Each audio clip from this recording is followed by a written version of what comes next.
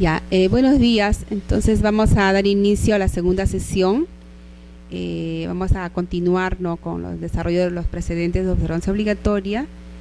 Este precedente señala que el registrador no debe calificar, dice, el fundamento o adecuación a la ley del contenido de la resolución judicial. Dice, conforme a lo dispuesto en el segundo párrafo del artículo 2011 del Código Civil, el registrador está autorizado para solicitar la aclaración o información adicional al juez cuando advierta el carácter no inscribible del acto que se solicita inscribir o la inadecuación o incompatibilidad del título con el antecedente registral. Si en respuesta a ello el juez reitera el mandato de anotación o inscripción mediante una resolución, incorpora al fondo del proceso dicha circunstancia y en consecuencia al emitir pronunciamiento sustantivo, el mismo no puede ser objeto de calificación por parte del registrador, siendo en estos casos responsabilidad del magistrado el acceso al registro del título que contiene el mandato judicial, de lo que deberá dejarse constancia en el asiento registral. Bien, este precedente es un poco largo, pero está basado en el artículo 2011 del Código Civil. Este artículo 2011 es el que contiene el principio de legalidad. El artículo 2011 tiene dos partes. Una primera parte que nos dice cómo es el proceso, la calificación, que es lo que debe tener en cuenta el registrador. Nos dice: los registradores califican la legalidad de los documentos en cuya virtud se solicita la inscripción, la capacidad de los otorgantes y la validez del acto por lo que resulte de ellos, de sus antecedentes y de los asientos de los registros públicos. Esa es una primera parte. O sea, en esta primera parte el registrador podrá calificar un título cualquiera,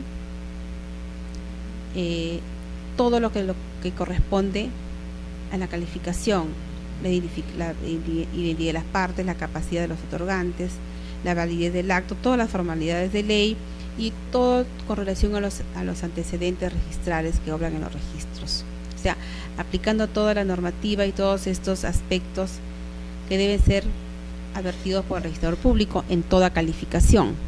Sin embargo, en el segundo párrafo de este mismo artículo 2011 del Código Civil, nos dice que lo dispuesto en el párrafo anterior, es decir, lo que acabo de leer, cómo debe ser la calificación y qué aspectos debe contener el proceso de calificación, nos dice que todo esto no se aplica, no se aplica bajo responsabilidad del registrador. O sea, por nada del mundo debemos aplicar este primer párrafo cuando se trate de parte que contenga una resolución judicial que ordene la inscripción. O sea, si es un parte que contiene una resolución judicial, no se debe aplicar estos aspectos de calificación, siendo de responsabilidad, ¿no?, absoluta del registrador público, si es eso, ¿no? Dice, cuando se trata de un parte judicial, de una resolución. De ser el caso, el registrador solo podrá solicitar al juez las aclaraciones o información complementaria que precise o requerir se acredite el pago de los tributos aplicables sin perjudicar la prioridad del ingreso al registro. Entonces, esta segunda parte limita al registrador público a una calificación al parte judicial teniendo los mismos criterios y teniendo las mismas facultades como para cualquier otro título. No, en estos casos el registrador está limitado de advertir una serie de aspectos que sí lo puede hacer con un título cualquiera. Y nos dice la norma que es bajo responsabilidad del registrador. Pero ¿qué sucede cuando en el registrador público en muchos casos podemos advertir que hay motivos de real observación? Por decir, no hay tracto sucesivo, ¿no?, que es uno de los aspectos muy, muy importantes, ¿no? las formalidades intrínsecas, las formalidades importantes del acto jurídico que se pretende inscribir, ¿no? La incompatibilidad, hay incompatibilidad con los datos de las partidas registrales, por ejemplo, no hay precisión en el inmueble, ¿no? No se tiene certeza, de la capacidad de las partes, de su identidad, ¿no? Aspectos importantes, según este artículo, no deben ser tomados en cuenta, ¿no? Y solo hay que pedirle al juez alguna aclaración. Bien, nosotros lo que hacemos es, en virtud de este precedente y al 2011 del Código Civil, proceder a solicitar al juez toda aclaración complementaria, pero ahí advertimos las discrepancias que existen en cualquier aspecto, para que el juez, luego de evaluado ello, pueda, de ser el caso, reiterar el pedido de inscripción, de ser el caso, o en muchos de los casos simplemente el juez se abstiene y no presenta nada al registro. Se queda con la observación hasta que pase el plazo de ley y culmine el asiento de presentación. Pero ¿qué sucede cuando el juez dice no? Yo reitero mi pedido, y hay una resolución nueva en donde, con el conocimiento de la observación por parte del registrador público, el juez reitera el pedido, reitera el mandato, y muchas veces incluso el juez lo que hace es un poco conminar al registrador público para que se inscriba, basado en el artículo 4 de la Ley Orgánica de Poder Judicial. Entonces, el juez, en muchos de los casos, reitera el pedido de inscripción pese a las incompatibilidades, pese a las discrepancias que se puedan advertir tanto en las partidas registrales con relación a los titulares registrales, con relación a la formalidad misma del acto, ¿no? Pese a todo, el juez puede reiterar. Si eso es así, el tribunal dice, si en respuesta a ello el juez reitera el mandato de anotación, ¿no?, mediante una incorporación, mediante una resolución, el tribunal dice, si es así, se incorpora al fondo del proceso esta circunstancia de esa incompatibilidad, por ejemplo, que advirtió el registrador.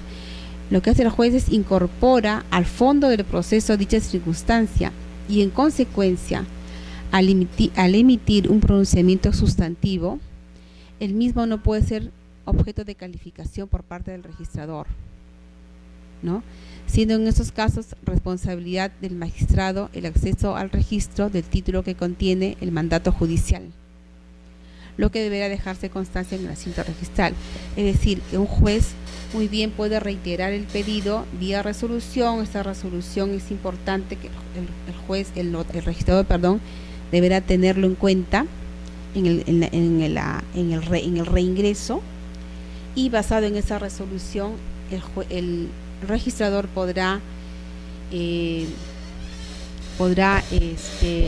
inscribir el título, pero en estos casos, como bien dice el precedente, la responsabilidad sería trasladada exclusivamente al magistrado, porque el registrador cumplió con advertir las discrepancias sustantivas, por ejemplo, que pueden existir en la partida registral con relación a la parte judicial que pretende inscribirse. Entonces, si eso es así, el tribunal, el registrador ha insistido en esa observación y ha sido bien claro en las discrepancias existentes, y el juez ha expedido una resolución nueva incorporando todo eso, esos hechos, esa situación que el registrador ha advertido, entonces se va a dar cumplimiento, obviamente, a ese pedido por parte del juez. Pero en estos casos el registrador va a quedarse eximido de cualquier responsabilidad, porque va a ser de absoluta responsabilidad del magistrado que ha reiterado su pedido de inscripción en esas condiciones, ¿no? Todo eso el tribunal dice que hay que dejar constancia en el asiento registral, ¿no?, que ha sido un mandato reiterativo, que en muchos casos basados en el artículo 4 de la Ley Orgánica de Poder Judicial, y todo eso hay que dejarlo plasmado en el asiento. Bien.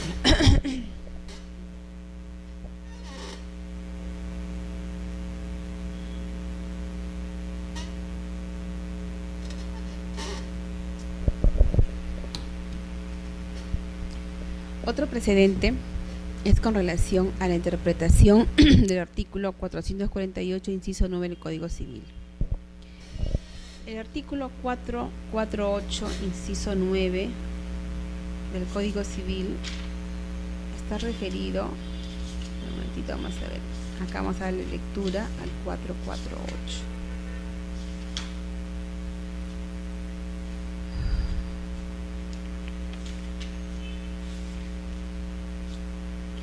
Ya.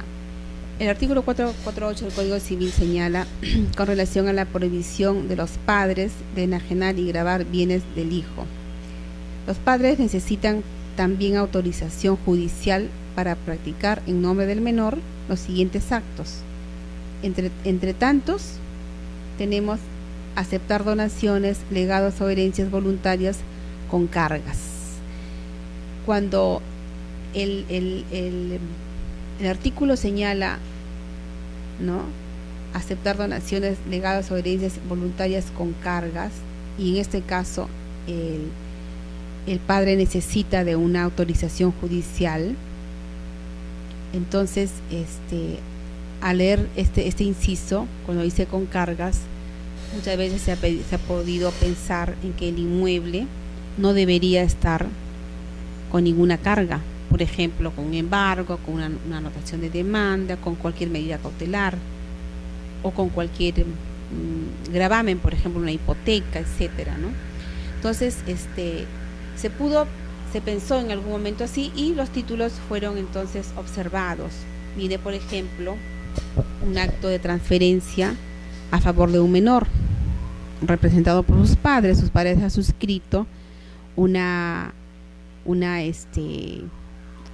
transferencia a favor del menor en su representación, en donde se señala pues que este menor va a ser propietario de un inmueble, ¿no?, que se le está transfiriendo, pero resulta que este inmueble está cargado, es decir, tiene algunas demandas inscritas, por ahí una hipoteca. Entonces fue motivo de observación. El Tribunal Registral interpretó este artículo en conjunto con demás normas registrales y sustantivas. Entonces determinó pues que para inscribir donaciones, legados o herencias voluntarias a favor de menores se requiere contar con autorización judicial cuando aquellos actos estén sujetos a cargo, ¿no?, como modalidad del acto jurídico, y no cuando los bienes objeto de liberalidad estén gravados. Es decir, una transferencia a favor de un menor, en donde los padres intervienen como representantes de ellos, o ellos mismos van a donar a un menor, ¿no?, un inmueble, por ejemplo. Si este inmueble está grabado, no hay ningún problema. El inmueble, si tenga hipoteca, la hipoteca siempre va a perseguir al inmueble mismo, no le va a afectar al titular. O a una carga inscrita, afecta a la persona misma, no al actual titular. Entonces, no hay problema, no hay motivo por el cual observar el título cuando el bien, que es materia objeto de liberalidad, de donación, de legado, esté grabado. Entonces, no hay motivo de observación. No se refiere a que el previo deba estar totalmente limpio.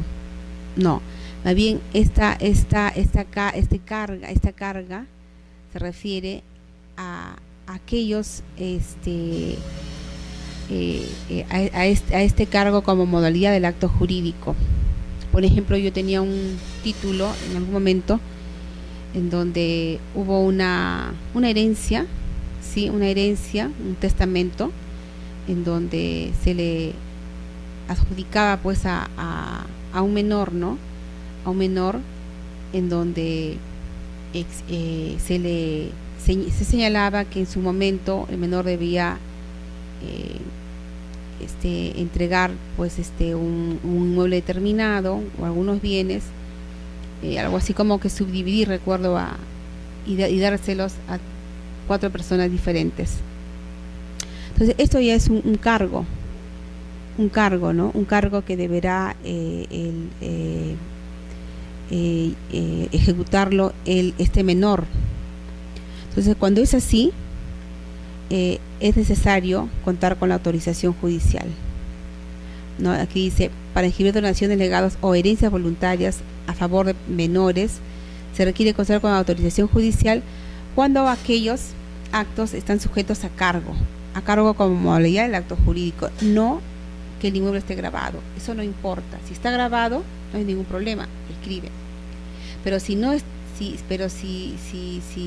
se trata ese encargo de actos que deba realizar este menor, entonces ahí sí se requiere de la autorización judicial para que se inscriba este bien a favor de ese menor, sujeto a ese cargo.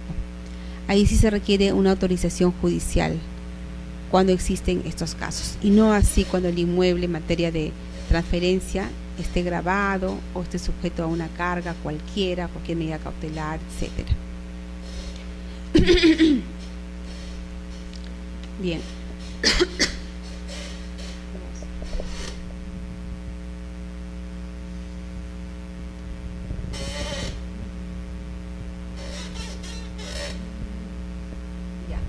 En el quinto pleno se aprobó otro precedente relativo a la inscripción de la adquisición de un bien con la calidad de social a nombre de una unión de hecho. Señala el precedente, ¿no? Inscripción, dice, a efecto de inscribir la adquisición de un bien por una unión de hecho con la calidad de social, debe acreditarse ante el registro el reconocimiento judicial mediante el cual se declare que la misma origina una sociedad de bienes. Claro, acá por ejemplo hay casos en donde se presenta una adquisición, por ejemplo, de un inmueble, en donde se señala que Juan y Juana son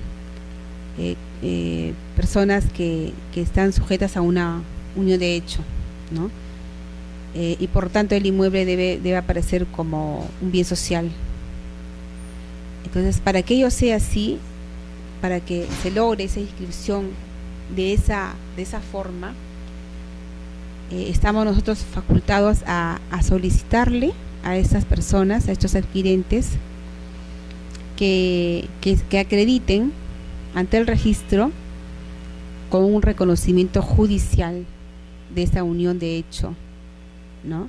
La cual va a dar origen a una sociedad de bienes.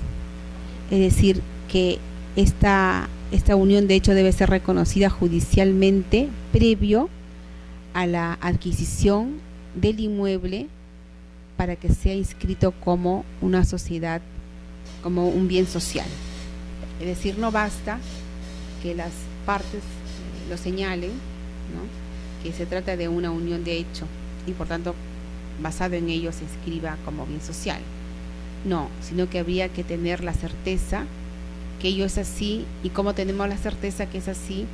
Con un procedimiento judicial, con un reconocimiento judicial de esa unión de hecho.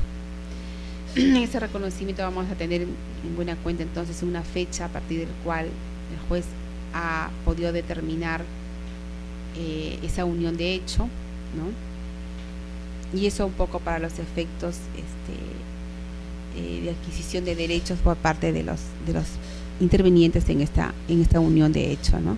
Entonces es muy importante porque no basta que lo señalen, resulta así necesario el reconocimiento judicial para tener en cuenta que en base a ese reconocimiento judicial es que va a dar origen entonces a una sociedad de bienes, a un bien social, el bien que se está adquiriendo.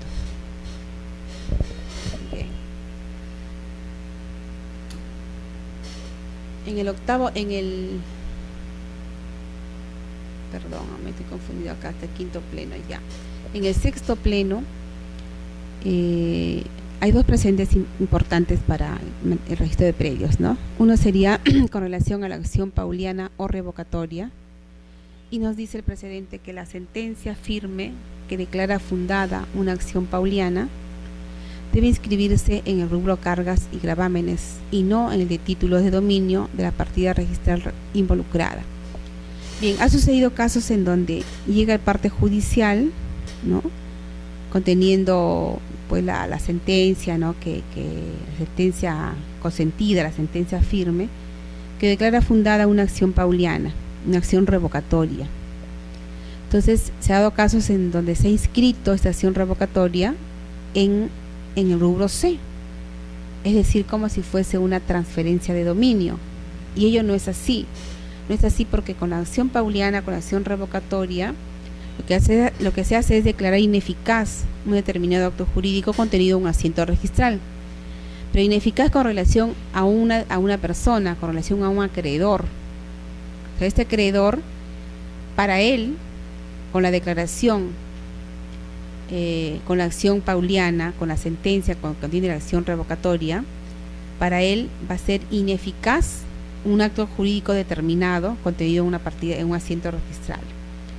Siendo que para él es ineficaz, quiere decir que esa inscripción no existe, y si no existe, por ejemplo, no va a tener en cuenta esa inscripción, y para él es como que si no existiera, y vamos a tener entonces como previo a su inscripción el asiento, obviando el asiento que se ha declarado ineficaz.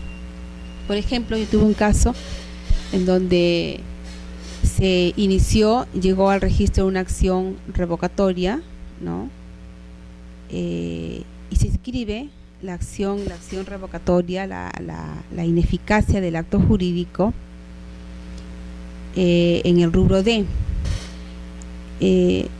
pero se había iniciado además un otorgamiento de escritura pública, ¿no?, en donde Juan pedía el otorgamiento de la escritura pública a Lucho.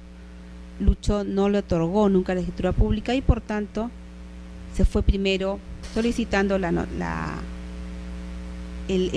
otorgamiento de escritura pública. Y en ese proceso de otorgamiento de escritura pública, lamentablemente el accionante no toma la precaución de anotar la medida cautelar de demanda en la partida que corresponde. Es decir, el predio estaba a nombre del demandado Lucho era el demandado, el predio estaba a nombre de Lucho. Juan lo demanda a Lucho y Juan quiere que Lucho le otorgue la escritura pública, como debe ser. Juan inicia un proceso, el proceso es largo, 5 años, pero en ese proceso Juan nunca toma la precaución de anotar su demanda en el registro. Como no lo anota, el tiempo pasa y cuando viene después de 5 años, obviamente su título rebota. Le dicen, no puedo inscribirte en ese registrador porque, ¿qué pasa? Que Lucho ya no es el titular. El titular es otra persona, una persona a quien ha transferido. Entonces lo que hizo el demandante, en este caso Juan Pérez, que quería inscribir y que no pudo porque fue rechazado por el registro, porque como nunca anotó su demanda, ya su sentencia no va a poder retrotraerse hasta la fecha a su demanda porque nunca lo anotó. Entonces lo que tuvo que hacer es recurrir a una acción pauliana, a una acción de ineficacia de ese acto jurídico. Entonces se logra inscribir después la ineficacia del acto jurídico de esa venta que hizo Lucho a favor de ese tercero. Se inscribe la ineficacia no en el rubro C de transferencia, porque no hay transferencia, se inscribe en el rubro D de cargas y gravámenes, en donde el acreedor va a tener la certeza, en donde ese asiento inscrito para él es ineficaz ese acto jurídico y por tanto va a poder inscribir entonces su otorgamiento de escritura pública sin tener en cuenta la presencia de la inscripción de la transferencia a favor de ese tercero. Entonces tendría la oportunidad entonces de inscribir, ya que para él es ineficaz el acto de transferencia a favor del tercero, podría inscribir entonces la transferencia por otorgamiento de escritura pública, ¿no?, a su favor. Entonces, de ahí la importancia de una anotación de demanda Y de ahí la importancia también de la acción pauliana, ¿no? Que hace pues que el acto sea declarado ineficaz para el acreedor, ¿no? Y puede entonces continuar con el proceso de calificación de otro acto jurídico, ya que sea compatible con la partida, no teniendo en cuenta ese asiento que para él es ineficaz. Por eso es que se escribe en el rubro cargas y gravámenes, porque no hay transferencia de propiedad. Bien, otro precedente es con relación a la procedencia de rectificación. Nos dice que la existencia de una hipoteca no es obstáculo para la rectificación del estado civil del constituyente de dicha garantía. ¿Qué sucede? Se ha dado casos en donde los propietarios registrales son solteros, ¿no? Están como únicos propietarios en calidad de solteros o divorciados, viudos. Entonces, muy bien, hay inscripciones de hipotecas, ¿no? Ellos hipotecan su inmueble, el banco acepta y se inscribe en el registro una hipoteca a favor de un banco, a favor de una persona natural, etcétera, y se inscriben. Pero ¿qué sucede? Pasado un determinado tiempo, este propietario del inmueble solicita que se inscriba la rectificación del estado civil, de su estado civil, de esa persona que constituyó la garantía real, ¿no? La hipoteca. Entonces, acá sí fue pasible de una observación por parte del registrador, en donde le dice: mira, tú has hipotecado el inmueble estando soltero y ahora tú quieres que te incluya tu esposa, eres casado porque estabas casado en su momento, ¿no? Entonces, el tribunal ha dicho que no es obstáculo, esa hipoteca no es obstáculo para la rectificación del estado civil del constituyente de dicha garantía. Y acá, ¿por qué? Porque la hipoteca persigue al inmueble. Llegado el caso, el acreedor va a tener que recurrir a la ejecución de la hipoteca del inmueble sin tener en cuenta ya quién es el titular, porque bien lo puede transferir a un tercero, en este caso puede agregar a otra persona, pero eso ha sido con posterioridad, ¿no? a todos los asientos registrales que en su momento estuvieron vigentes y que por tanto el banco o el acreedor cualquiera aceptó una hipoteca, porque no había otra persona. Entonces, si es el caso que él dijo que no es soltero y que puede acreditar que es casado, no hay problema, se inscribe en el registro esa rectificación del estado civil. Sin embargo, la hipoteca pues no va a ser un obstáculo. La hipoteca se va a mantener y la hipoteca se va a ejecutar de ser el caso en su momento, sin tener en cuenta esa rectificación que hubo. O sea, no la va a afectar. La hipoteca va a continuar con su curso, va a ser ejecutada desde ser el caso, va a ser rematada de ser el caso, el inmueble, pero no va a ser obstáculo entonces la rectificación del estado civil de ese titular registral, ¿no? Bien. Alcances de la calificación en inmatriculación. Y tratándose de la solicitud de inmatriculación de un predio, el registrador se limitará a la calificación del título presentado y a la verificación de la inexistencia de inscripciones relativas a dicho predio.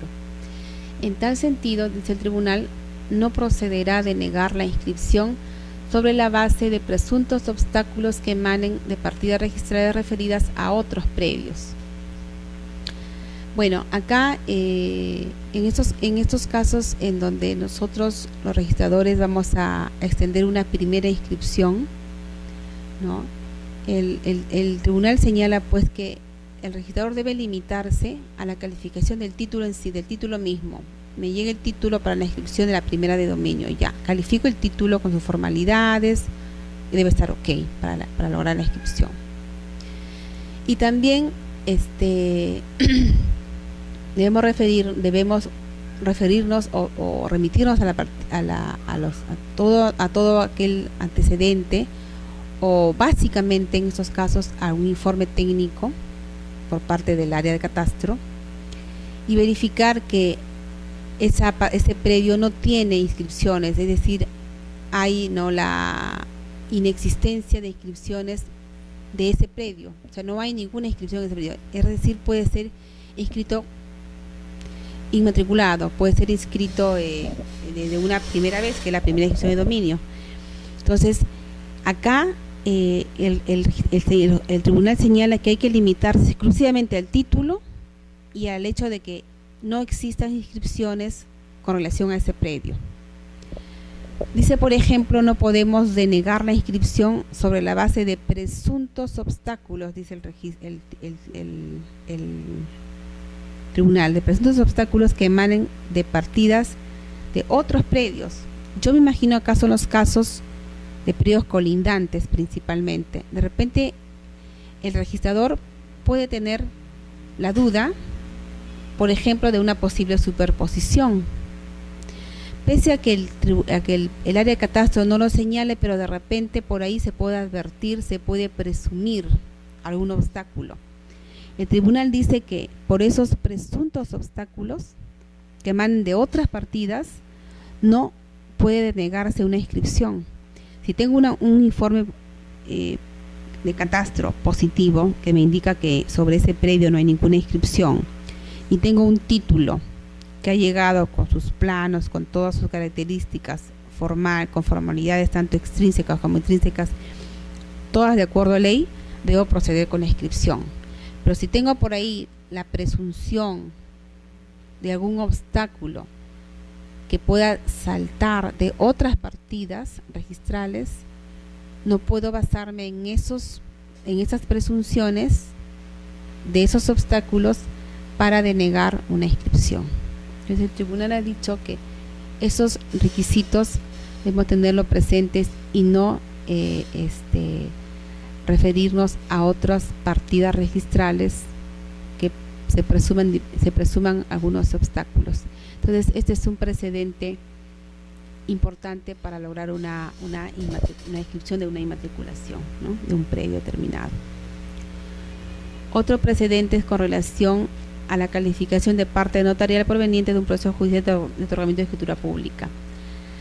Acá el tribunal ha señalado que la escritura pública otorgada en ejecución de sentencia en el proceso de otorgamiento de escritura pública no constituye título judicial, eso es cierto, no resultando aplicables las limitaciones a la calificación contenida en el segundo párrafo del artículo 2011 del Código Civil.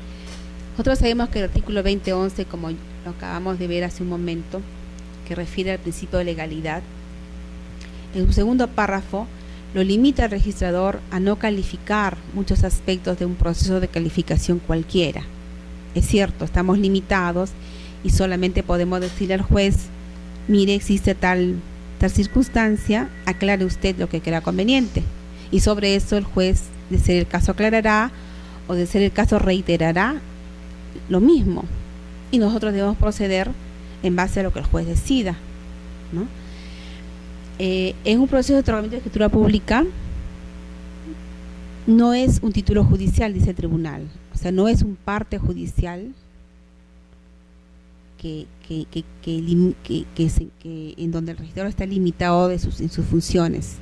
No, el otorgamiento de escritura pública ya es una escritura pública que ha sido otorgada por un juez, como un proceso que se siguió anteriormente y que culminó en un otorgamiento que lo hace el juez representando a la parte demandada, ¿no? Entonces, cuando llega al registro un otorgamiento de escritura pública, es una escritura pública de ese tipo, entonces el registrador no está limitado en su calificación, es decir, lo va a calificar como si fuese un título cualquiera, porque no es un título judicial, es un título cualquiera, pero que es como consecuencia de un proceso judicial anterior y que culminó con un otorgamiento de escritura pública. Entonces, esas limitaciones contenidas en ese segundo párrafo del artículo 22 del Código Civil no va a resultar aplicable para un caso como para un análisis de un título de un otorgamiento de escritura pública, ¿no? Entonces aquí se va a poder observar y advertir, por ejemplo, si hay discrepancia en el inmueble mismo, en su identificación, en la partida registral, la discrepancia en las partes que suscribieron la escritura, ¿no? Si hay alguna formalidad importante que deba cumplirse y no la hay, también deberá ser objeto de calificación. O sea, no hay la limitación a que se refiere el artículo 2011 del Código Civil, como cualquier título. Ya. Cómputo del plazo para la extinción de la hipoteca es otro precedente, ¿no? Dice, para el cómputo del plazo de caducidad establecido en el segundo párrafo del artículo 3 de la ley 26639, cuando en un contrato se haya pactado que el vencimiento de las cuotas es mensual y no existe algún periodo de gracia para dar inicio al cómputo del vencimiento de la primera cuota, debe interpretarse que el pago de la primera armada se efectuará luego transcurrida un mes de la fecha cierta de celebración del contrato. Acá lo vamos a ver en la segunda parte que hagamos este mismo caso, ¿no? Porque acá vamos a contabilizar el plazo de caducidad de las hipotecas, porque la ley 2669 es el tercer párrafo establecido, como lo vimos anteriormente, una causal más de caducidad de las hipotecas. Ya no son 5, sino son 6, ¿no? Causales de extinción de hipoteca. Pero acá habría que, para poder contar el plazo de caducidad, habría que tener certeza a partir de cuándo cuenta el plazo de caducidad para levantar una hipoteca, basada en esta ley, con esa formalidad tan simple como la firma legalizada, y señalar ciertos requisitos, ciertos aspectos o ciertos datos de la inscripción misma. Entonces acá dice que si se pactúan las cuotas es mensual y no dice qué fecha se inicia, entonces debe entenderse que es al mes siguiente de la primera armada, y de ahí, a partir de esa fecha, recién se contará entonces el plazo de caducidad. Esto lo vamos a ver completo con otro precedente posteriormente. Otro precedente es con relación a la inscripción en mérito a formulario registral otorgado durante la vigencia de las normas que regulaban al ex registro predial urbano, ¿no? Sabemos que uy, pasó. ¿Qué pasó acá?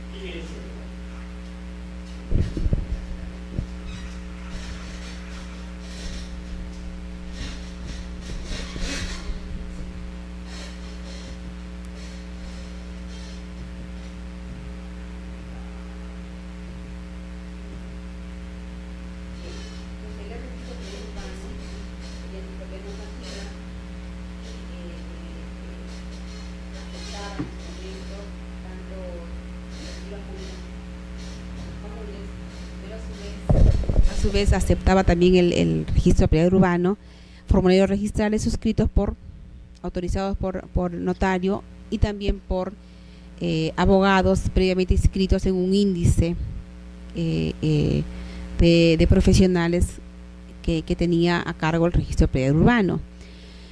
Entonces, ¿qué pasa cuando hubo la transferencia a la fusión de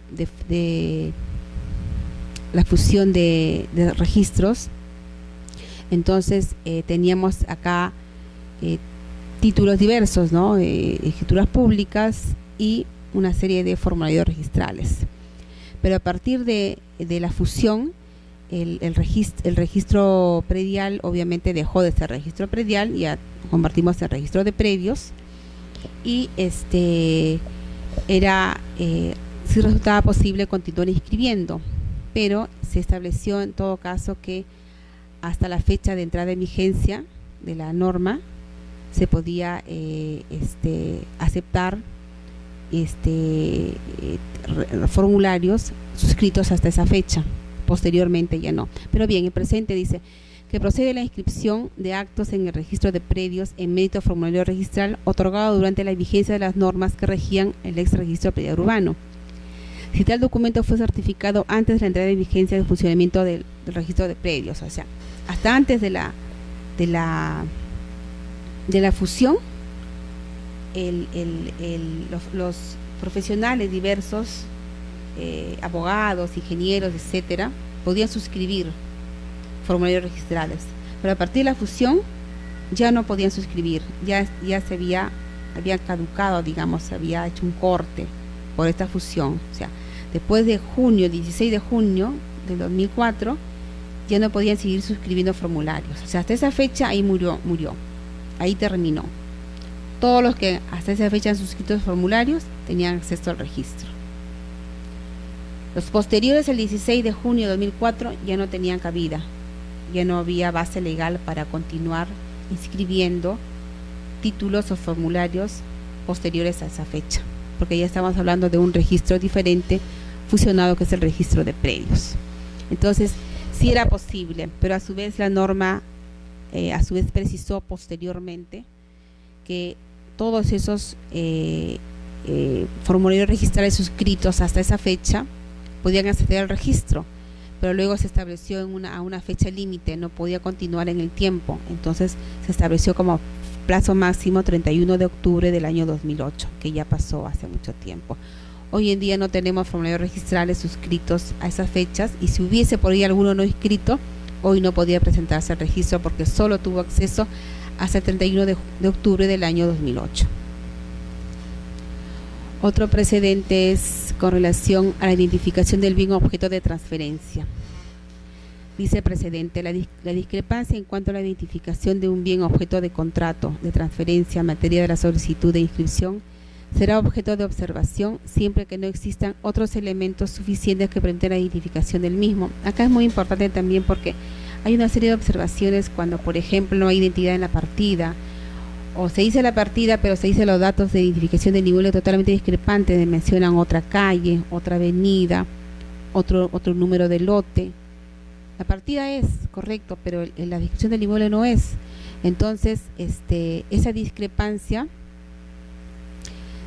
va a ser objeto de calificación, de observación, siempre que no existan otros elementos que permitan la identificación del mismo. Así como en lo que sucede la identificación de la persona, así también con relación a la identificación del inmueble podemos nosotros ver de otros antecedentes, por ahí determinar que si hoy es la calle de la Alameda, de repente anterior a la Alameda fue la calle, no sé, la calle Amarilis, por ejemplo, ¿no? Hoy es Alameda. Se puede un poco concatenar por ahí con algunos planos presentados o con un certificado de nomenclatura y determinar que es el mismo inmueble. Entonces, no estar observando el inmueble, la partida o el título, perdón, para una rectificación, ¿no? Una nueva escritura pública aclaratoria no va a ser necesario. Si hay otros elementos que puedan coadyuvar, nos agarramos de estos elementos para poder identificar el inmueble y de esa manera lograr la inscripción del título, ¿no? No necesariamente va a tener que recurrirse a una aclaratoria de escritura pública, no necesariamente.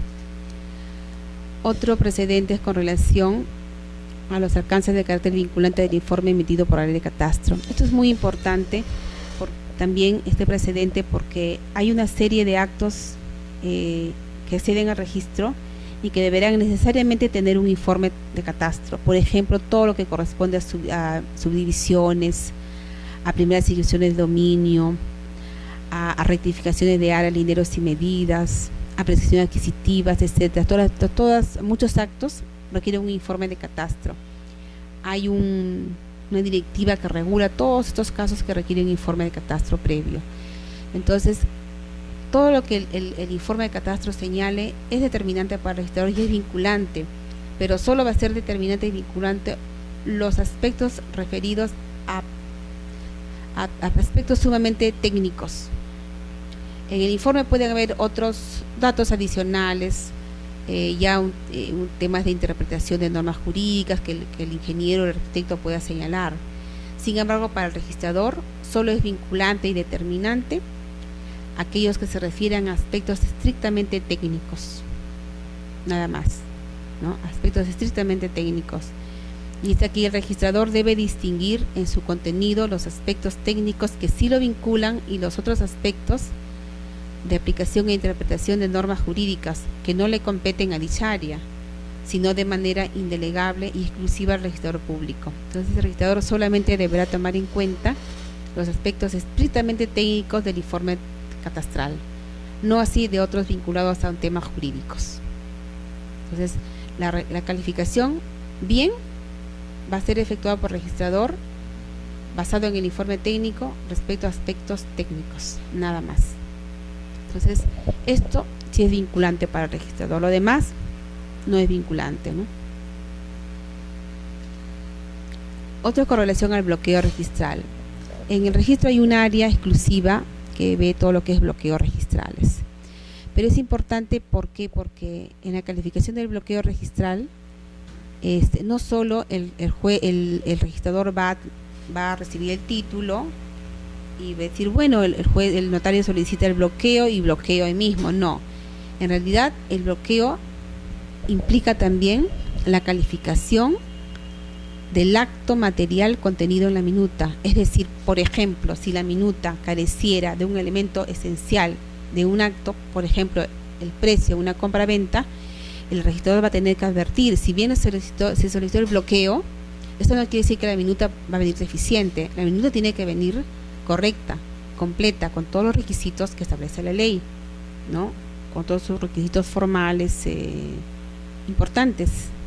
Entonces, esta minuta va a ser materia de calificación obligatoriamente por parte del registrador, ¿no? Si hay algún motivo que observar que no esté en la ley de 18.278, que es la que regula el bloqueo, sino por un aspecto de formalidad propia del título, de la minuta, del acto jurídico contenido en él, va a ser motivo de observación entonces. Otro precedente es con relación a la procedencia de inmatriculación. Señala el precedente que no impide la inmatriculación de un predio en el área de catastro, el informe en el área de catastro, señalando la imposibilidad de determinar si el mismo se encuentra inscrito o no. Hay muchos casos en donde el informe catastral, cuando el registrador envía al área de catastro el título cuya solicitud es la anotación, la inscripción de primera de dominio, entonces lo enviamos a catastro para un informe técnico. Catastro deberá decirnos, entre otros aspectos, si el predio que se va a inmatricular, ese predio tiene ya partida registral, para no duplicar, ¿no?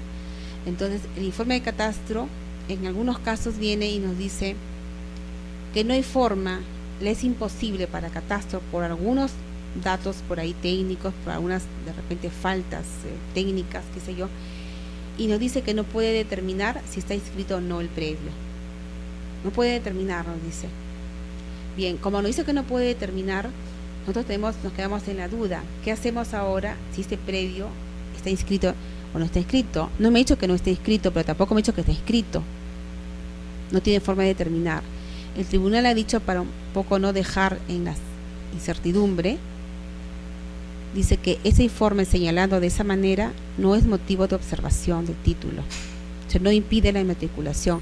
En buena cuenta nos obliga a la inscripción, a esa inmatriculación de ese predio, en donde el informe de catastro nos ha dicho que no tiene la posibilidad de determinar si se encuentra inscrito o no. Es decir, hay la duda. Ante esa duda, el tribunal ha dicho sí es posible inmatricular, o sea, no impide la inmatriculación un informe técnico de ese tipo.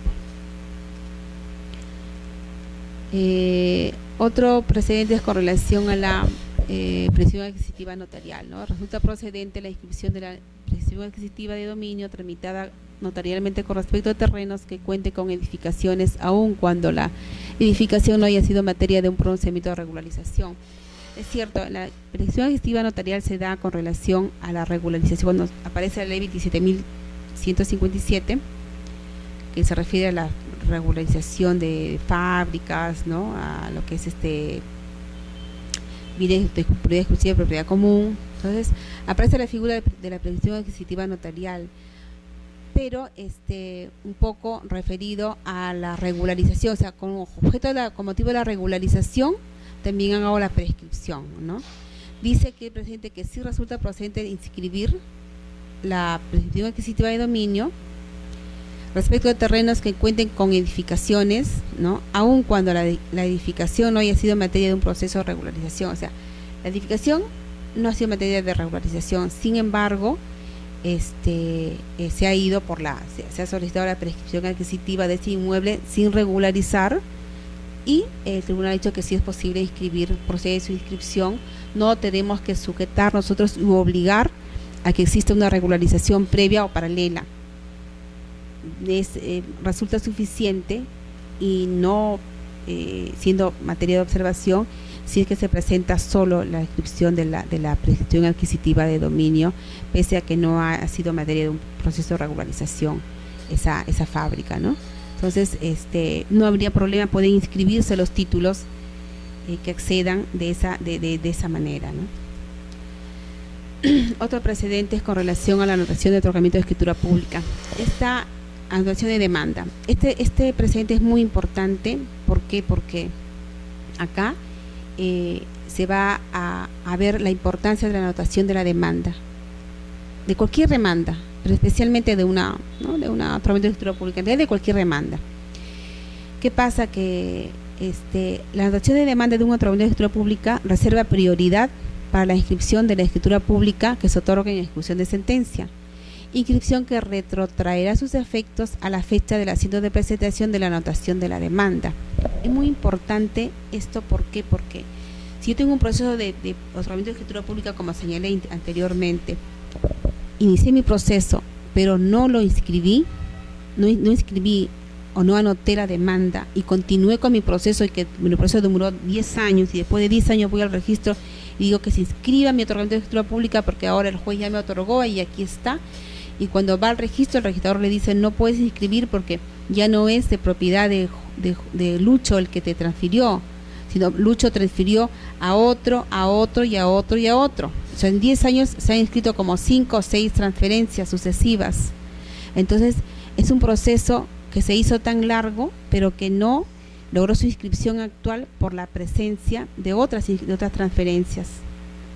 Entonces, es muy importante anotar, porque si yo anoto mi demanda, apenas la tengo en mano, apenas tengo ya la admisión y la anoto de inmediato, entonces esa anotación efectuada a esa fecha, a pesar de que mi sentencia final demore 10 años o 15 años, cuando venga mi sentencia, se va a retrotraer sus efectos a la fecha de la anotación de la demanda. Es decir, aunque Lucho transfiera después a 1, a 2, a 3 y a 5 personas, no va a importar, porque viene mi sentencia y mi sentencia se va a retrotraer a la fecha de la anotación de mi demanda, donde en sí había tracto sucesivo. Entonces, es muy importante anotar una demanda de otorgamiento de escritura pública y cualquier demanda en general. Rectificación de área por error de cálculo. Es inscribible la rectificación de área de un predio urbano en mérito al plano y memoria descriptiva visados por la autoridad municipal, prescindiendo de los mecanismos rectificatorios que establece la ley 27.333, artículo 13.